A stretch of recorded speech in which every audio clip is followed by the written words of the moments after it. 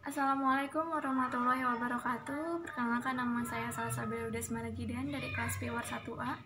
Pada kesempatan kali ini saya akan menjelaskan tentang definisi alternatif dispute resolution, dan saya juga akan menjelaskan tentang satu contoh kasus alternatif dispute resolution dengan cara negosiasi.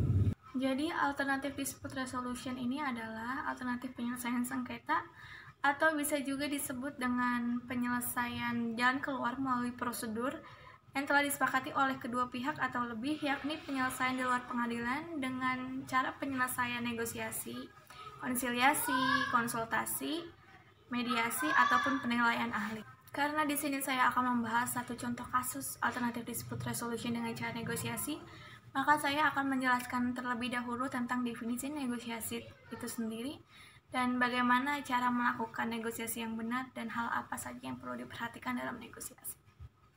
Jadi definisi negosiasi adalah suatu upaya yang dilakukan antara pihak yang berkonflik dengan maksud menyelesaikan tujuan untuk menyelesaikan pertentangan sesuai dengan kesepakatan bersama. Dalam kasus ini saya memilih untuk menggunakan strategi win-win atau menang-menang, yaitu pendekatan yang dilakukan dengan hasil akhir yang menguntungkan kedua belah pihak. Contoh kasus negosiasi yang akan saya bawakan kali ini adalah tentang penaikan gaji karyawan PT Indofood. Pasca reformasi, buruh masih terus dihadapkan dengan persoalan krusial, baik dalam konteks eksternal, relasi buruh dengan pemerintah dan pengusaha, maupun problem internal seputar mutu sumber daya manusia, hingga konflik kepentingan antara pengurus serikat buruh atau pekerja. Masalah upah dan kesejahteraan buruh tidak lain menjadi pemicu utama terjadinya konflik. Seperti masalah yang saat ini sedang dihadapi oleh PT Indofood, terdapat beberapa konflik antara serikat buruh dengan para manajer perusahaan. Para buruh menjalankan aksi mogok kerja dan demonstrasi untuk menuntut para manajer perusahaan untuk meningkatkan gaji karyawan. Dan kabar tentang aksi mogok kerja tersebut akhirnya sampai kepada General Manager PT Indofood. General Manager segera melakukan briefing dengan para manajer untuk membahas tentang konflik yang sedang terjadi di dalam perusahaannya.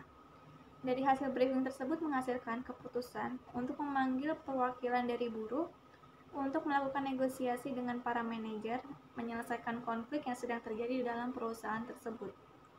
Ketika negosiasi dilaksanakan, ada dua perwakilan dari buruh yang mulai menjelaskan tentang permasalahan sebenarnya. Aksi mogok kerja dan demonstrasi karyawan ini dipengaruhi oleh tingkat upah yang sangat minimum setiap bulannya. Karyawan menuntut kenaikan gaji dari 2 juta rupiah per bulan, meminta kenaikan gaji sebesar 3 juta rupiah per bulan.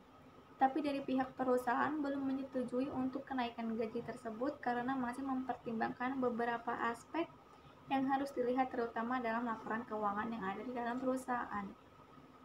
Dari pihak HRD menyatakan bahwa kurangnya kinerja buruh saat ini mengakibatkan menurunnya produk yang dihasilkan.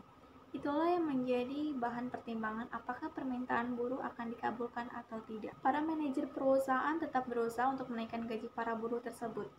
Setelah pihak perusahaan telah mempertimbangkan semuanya, maka pihak perusahaan pun memutuskan untuk mengambil jalan tengah, yaitu gaji dinaikkan sebesar 2,8 juta rupiah per bulan. Meskipun kenaikan gaji tersebut tidak sesuai dengan apa yang diharapkan oleh para buruh, mereka tetap menerima kenaikan gaji tersebut untuk kelangsungan hidup mereka. Kenaikan gaji tersebut telah disahkan oleh kedua belah pihak tersebut, yaitu perwakilan dari buruh dan juga manajer perusahaan. Dengan kenaikan gaji, manajer HRD menghimbau pada karyawan agar karyawan tetap bekerja dengan baik serta bisa membangun kembali perusahaan yang sekarang sedang tidak stabil pendapatannya. Baik, sekian penjelasan dari saya terkait alternatif dispute resolution dengan cara negosiasi. Kurang lebihnya mohon maaf. Wassalamualaikum warahmatullahi wabarakatuh.